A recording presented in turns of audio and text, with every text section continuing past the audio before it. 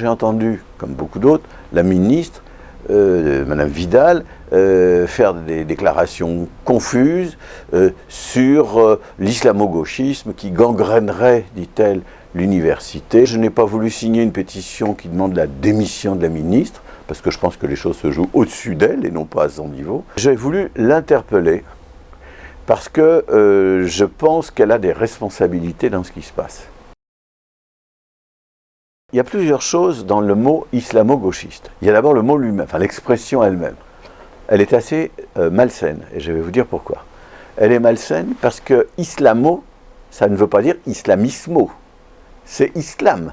C'est donc tous les musulmans qui sont dans le collimateur de ceux qui dénoncent l'islamo-gauchisme. Ça, c'est très grave.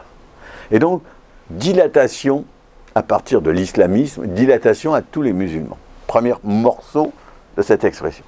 Et deuxièmement, gauchisme, ça a l'air de dire que c'est un problème de dérive d'une toute petite partie de la gauche, c'est juste le gauchisme.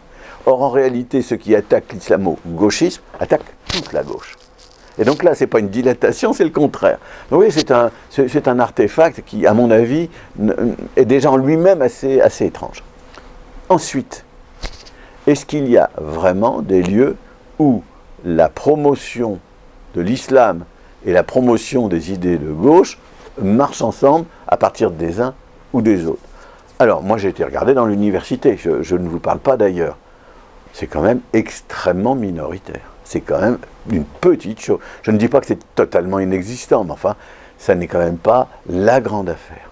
Et donc, je pense que reprocher à l'université d'être, comme a dit la ministre, gangrénée, c'est quand même un mot lourd, gangrène, on naturalise les problèmes, on en fait une maladie.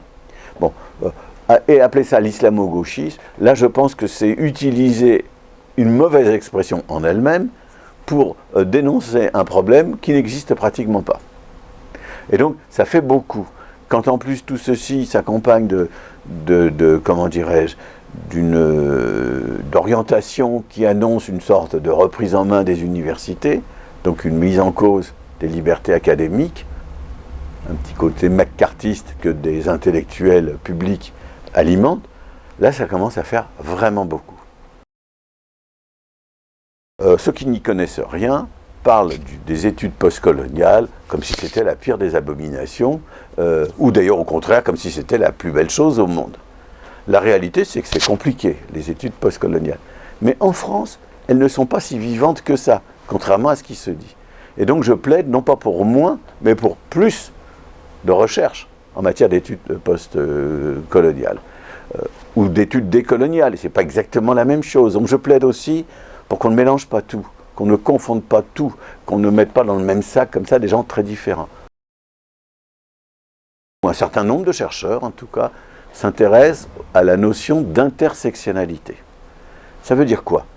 Ça veut dire qu'une personne qui cumule les discriminations, parce qu'elle est femme, de couleur, pauvre, handicapée, musulmane, enfin imaginez toutes les discriminations possibles qu'on puisse rencontrer dans un pays comme la France, eh bien cette personne, ce qu'elle vit, c'est plus que la simple addition des discriminations.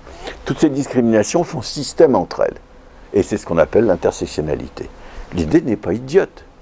Mais cette idée, elle veut dire que ce qui relève du côté femme, gender, et ce qui relève du côté, appelons ça couleur de peau, les Américains diraient race, race, ces choses-là sont mises à peu près au même niveau. Et puis ce qui relève de la pauvreté, des injustices sociales, également. Or, certains chercheurs, dans les post-colonial studies, disent la grande affaire, c'est la race. Le reste vient après, est secondaire. Donc, tous les chercheurs qui s'intéressent à participer de cette vie scientifique post-coloniale, les uns sont plutôt dans l'intersectionnalité où se croisent les discriminations, les autres disent non, priorité à la race. D'autres d'ailleurs disent priorité au gender, au thème des femmes.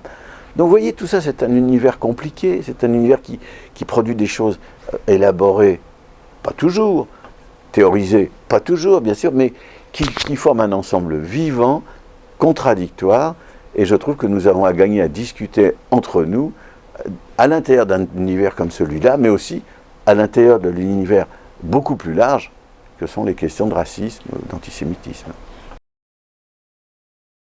Quels sont les plus ardents acteurs de polémiques qui reposent sur autre chose que la connaissance du travail de recherche?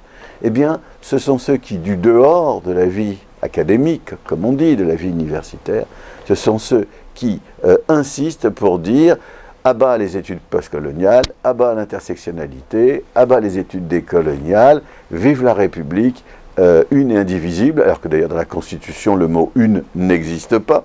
Et donc, ces gens-là qui mettent en avant des thématiques de combat et se réclament des valeurs universelles.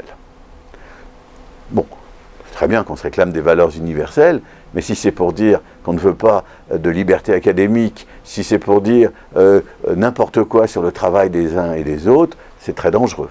Et donc, je pense que l'argument républicain ou universaliste, qui en soi est superbe, je pense que cet argument est manipulé avec des objectifs ou des orientations politiques qui n'ont pas grand-chose à voir avec le contenu de ce qui est en jeu. Nous devons nous respecter les uns les autres, il y a des orientations différentes, il y a des écoles de pensée. Nous devons reconstruire des débats qui manquent cruellement. Nous devons échanger des analyses, voir en quoi nos points de vue se rapprochent, s'opposent. Nous devons y réfléchir nationalement, nous devons aussi le faire internationalement. Mon idée, en tout cas, c'est de contribuer à élever la capacité d'analyse de ceux qui travaillent dans ces domaines-là. En se disant que si nous élevons la capacité d'analyse des problèmes de racisme, etc., alors nous élèverons aussi la capacité d'action dans notre société, ou peut-être au-delà. Donc ce livre, je l'adresse à la ministre, que mes lecteurs n'aient aucune crainte, ça n'est pas une déclaration d'amour, c'est au contraire un geste impertinent pour dire que les propos qu'elle a tenus et les orientations qu'elle incarne méritent d'être fortement contestés.